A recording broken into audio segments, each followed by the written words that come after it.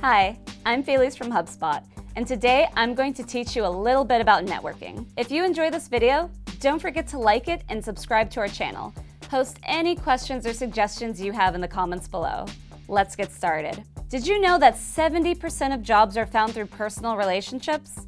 Whether you're trying to develop your personal career or forge new business relationships, making offline personal connections has become even more critical as online social networking becomes the norm. Networking is a buzzword that many of us have a serious love-hate relationship with. Sure, we all want to expand our network by meeting new people in our industry, but actually meeting them can feel like a middle school dance all over again. A painfully awkward middle school dance. This video will help you navigate those uncomfortable face-to-face networking situations. So the next time you step into a room of potential connections, you'll be as cool as a cucumber. Strategy number 1, have a clear goal in mind. Next time you're going to an event, ask yourself, who do I want to meet and why? If a guest list is available, take the moment to scan it. See a person or company on the list you've been hoping to connect with? Look up the guest's LinkedIn profile to learn a little bit more about them so you can seek them out at the event. Having a clear goal in mind will make networking less ambiguous and lead to more effective connections. Strategy number 2, have some conversation starters ready to go. Broaching a big or small group can be intimidating, but with the right approach, you can join in on an existing conversation or start your own successfully.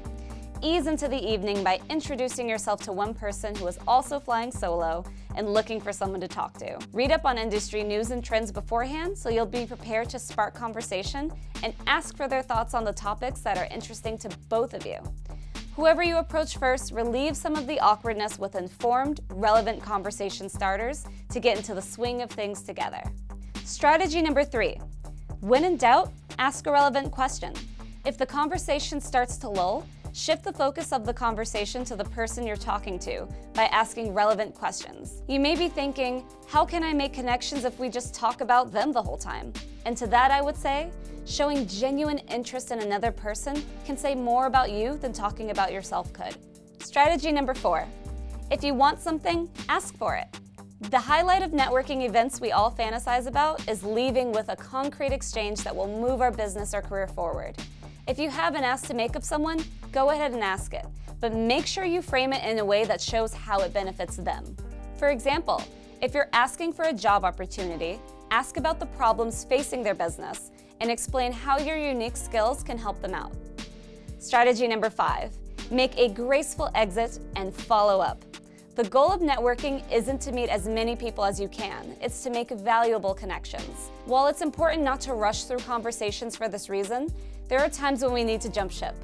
If you need to get out of a torturous conversation, end the discussion in the moment, but keep it feeling open-ended for the future.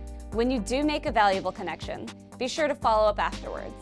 Following up with a personal connection helps you differentiate and solidify the relationship. Need some additional help getting started?